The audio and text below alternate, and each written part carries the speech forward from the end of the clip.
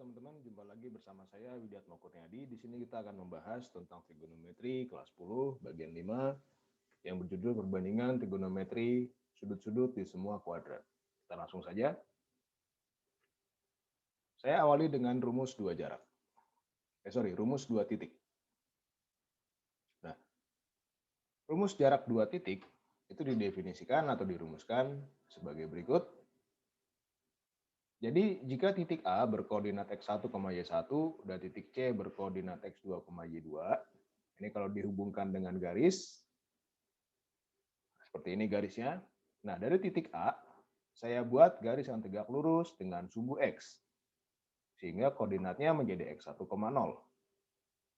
Dan dari titik C, saya buat garis yang tegak lurus dengan sumbu X, ini garisnya, garis EF, sehingga F berkoordinat di X2, 0. Nah, karena E berkoordinat di X1, 0, maka jarak dari titik 0, oke, ke titik E ini akan berjarak X1. Dan dari titik 0, ke titik F ini akan berjarak X2. Nah, perhatikan. Karena dari 0, ke titik E berjarak X1 dan dari titik 0, ke titik F berjarak X2, maka jarak dari titik E ke titik F ini akan menjadi nilai mutlak X2 min X1. Kenapa di sini menggunakan nilai mutlak? Ya, karena jarak tidak pernah negatif. Oke. Berikut nomor 4. Dari titik A dibuat garis yang tegak lurus dengan ruas garis CF di titik G. Jadi di titik G ini, ruas garis AG akan tegak lurus dengan ruas garis CF. Dan besar sudut AGC dan AGF ini sama. Oke.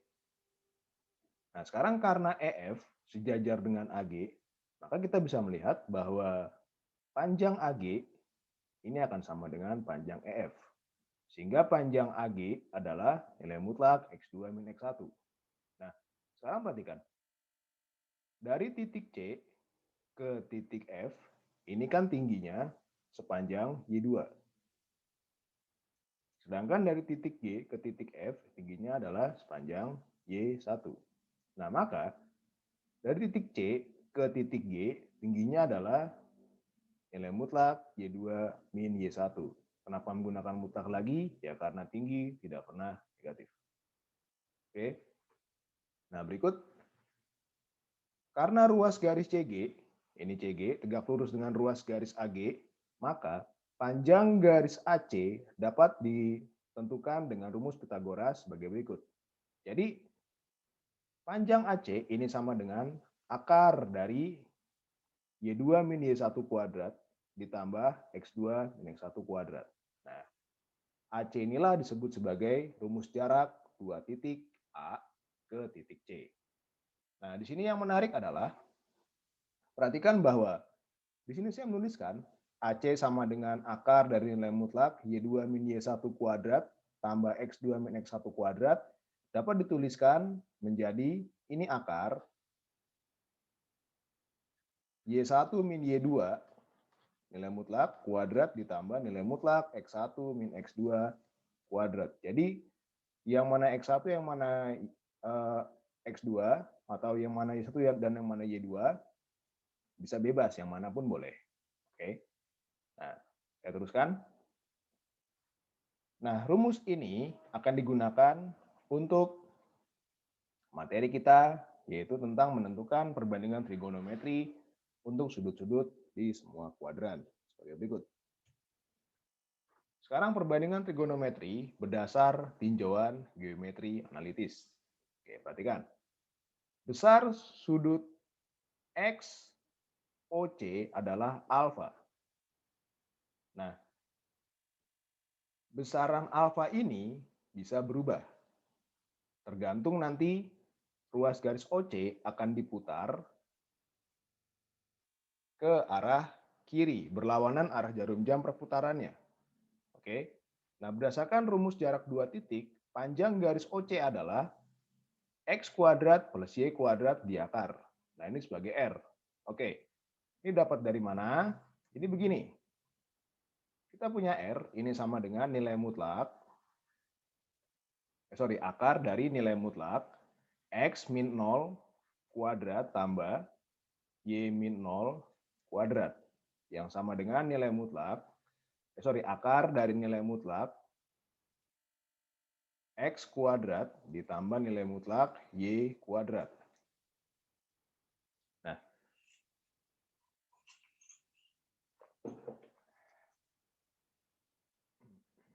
kita ingat bahwa pelajaran nilai mutlak itu kalau nilai mutlak A ini sama dengan akar dari A kuadrat. Nah, di sini sehingga nilai mutlak dari A kuadrat ini akan menjadi A kuadrat. Sehingga ini menjadi akar dari X kuadrat tambah Y kuadrat. Inilah panjang si R. Kemudian karena C berkoordinat X, Y, maka perbandingan trigonometri untuk sudut alfa adalah sebagai berikut. Sin alfa adalah Y per R, atau panjang ordinat dibagi dengan R, atau ordinat dibagi dengan R. Nah, kemudian cos alfa adalah X per R. Oke, absis per jari-jari. Kemudian tangen alfa adalah ordinat per absis. Dan kosekan alfa merupakan kebalikan dari sin alfa, jari-jari per ordinat. Dan sekan alfa, jari-jari per absis atau R per X. Dan kotangan alfa adalah absis per ordinat. Nah, peraturan ini adalah peraturan yang baku. Oke. Jadi, saya teruskan dulu ke slide berikutnya. Nah, sekarang tanda-tanda perbandingan trigonometri untuk sudut pada kuadran 1. Kita punya kuadran 1, oke. Kita punya gambar di samping ini maksud saya. Nah, sudut alfa ini terletak di kuadran 1. Karena sudut alfa terletak di kuadran 1, maka besaran alfa adalah besaran yang berkisar antara 0 derajat sampai dengan 90 derajat. Nomor 2. Nah, selain itu, nilai X-nya pun juga lebih dari 0. Dan Y-nya juga lebih dari 0. Nah, akibatnya sin alfa yang sama dengan Y per R ini akan bernilai positif. Dan cos alfa yang bernilai X per R akan bernilai positif juga. Tangen alfa yang sama dengan Y per X akan bernilai positif. Dan kosekan alfa yang sama dengan R. Ini R per Y ya. Ini R per Y. Ini bernilai positif juga. Dan sekan alfa yang bernilai yang sama dengan R per X akan bernilai positif. Dan kotangan alfa yang sama dengan X banding Y juga akan bernilai positif. Nah, pada kuadran 1, semuanya ini bernilai positif. Oke, ini dengan syarat alfa berada di kuadran 1. Oke, saya teruskan dulu. Nah, sekarang sudut alfa yang tadi, oke, ruas garis OC, saya putar sampai dengan di kuadran 2. Nah, seperti ini. Nah, maka sekarang pada kuadran 2, ini alfanya berkisar antara 90 derajat sampai dengan 180 derajat. Selain itu, pada kuadran 2, nilai X-nya pun akan negatif. Tapi nilai Y-nya tetap positif. Oke, di sini ingat, di sini X-nya bernilai kurang dari 0, tapi Y-nya bernilai lebih dari 0.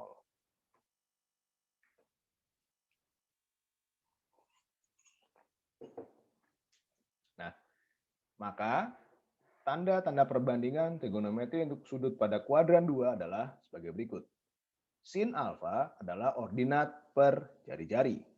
Oke. Di sini karena ordinatnya positif, ini positif, R-nya juga positif, maka sin alfa tetap positif. Namun, cos alfa yang sama dengan X per R, ini akan bernilai negatif. Karena X-nya bernilai negatif. Ingat, negatif dibagi dengan positif akan menghasilkan bilangan yang negatif. Oke.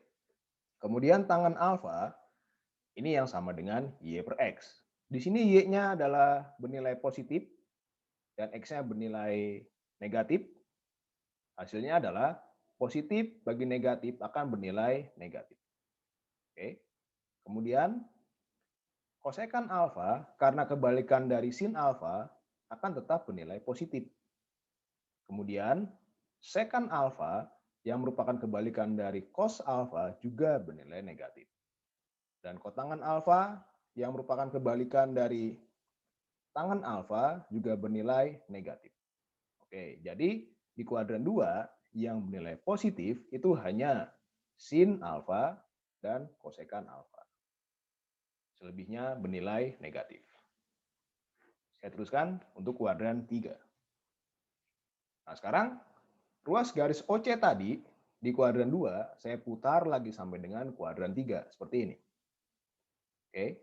Nah, sekarang karena sudut alfa berada di kuadran 3, maka alfa besarnya adalah berkisar antara 180 derajat sampai dengan 270 derajat. Nah, karena alfa di kuadran 3, sudut pada kuadran 3, maka X-nya akan bernilai negatif dan Y-nya juga bernilai negatif. Nah, akibatnya tanda-tanda perbandingan trigonometri untuk alfa pada kuadran 3 adalah sebagai berikut. Sin alfa karena Y-nya negatif tapi R-nya positif akan bernilai negatif. Dan cos alfa absisnya bernilai negatif dan R-nya positif, maka negatif bagi positif akan bernilai negatif. Tangan alfa, di sini karena Y-nya bernilai negatif dan X-nya pun juga bernilai negatif, maka ini hasilnya akan bernilai positif. Ingat, negatif bagi negatif bernilai positif. Dan kosekan alfa yang merupakan kebalikan dari sin alfa juga akan bernilai negatif. Sekan alfa yang merupakan kebalikan dari cos alfa juga bernilai negatif. Dan kotangan alfa yang merupakan kebalikan dari tangan alfa juga bernilai positif. Karena X-nya di sini bernilai negatif dan Y-nya juga bernilai negatif, maka negatif bagi negatif akan menghasilkan bilangan yang positif. Oke, saya teruskan untuk kuadran keempat. Sekarang, tanda-tanda perbandingan trigonometri untuk sudut pada kuadran 4. Perhatikan gambar sistem koordinat kartesius di samping. Nah, sekarang sudut alfanya saya putar sampai dengan kuadran 4. Ini sudut alfanya. Oke. Nah, maka sudut alfa ini berkisar antara 270 derajat sampai dengan 360 derajat. Oke. Dan di kuadran 4, nilai dari absisnya akan bernilai positif, tapi ordinatnya bernilai negatif. Sehingga kita bisa melihat bahwa nilai sin alfa, ordinat per jari-jari bernilai negatif. Dan cos alfa, absis per jari-jari bernilai positif. Dan tangan alfa yang merupakan perbandingan antara ordinat dengan absis bernilai negatif. Kosekan alfa, jari-jari per ordinat bernilai negatif. Sekan alfa, jari-jari per absis bernilai positif. Kotangan alfa yang merupakan nilai dari absis per ordinat juga bernilai negatif. Nah, jadi di kuadran yang keempat, yang bernilai positif itu hanya cos alfa dan sekan alfa. Kemudian, kalau saya kembali ke slide sebelumnya, di kuadran 3 yang bernilai positif hanya tangan alfa dan kebalikannya yaitu kotangan alfa. Oke. Nah, dari penjelasan ini, saya merangkum beberapa hal sebagai berikut. Jadi kalau di kuadran 1, oke, sudut alfa di kuadran 1, semua perbandingannya bernilai positif. Sedangkan sudut alfa di kuadran 2 yang bernilai positif itu hanya sin alfa dan kebalikannya, kosekan alfa. Dan di kuadran 3 yang bernilai positif itu hanya tangen alfa dan kotangen alfa. Sedangkan pada kuadran 4 yang bernilai positif adalah cos alfa dan kebalikannya sekan alfa. Ingat selalu kalau nilai awal dan kebalikannya akan selalu sama tandanya. Misalnya, sin alfa kebalikan dari kosekan alfa atau sebaliknya. Nah, tandanya akan sama. Seperti itu. Oke. Nah, demikianlah video dari saya. Jika kalian merasa video ini bermanfaat bagi kamu dan bagi teman kamu, silakan berbagi karena sharing adalah caring. Saya Yudiatno Kurniadi. Terima kasih. Jangan lupa like, komen, dan subscribe. Tetap sehat selalu.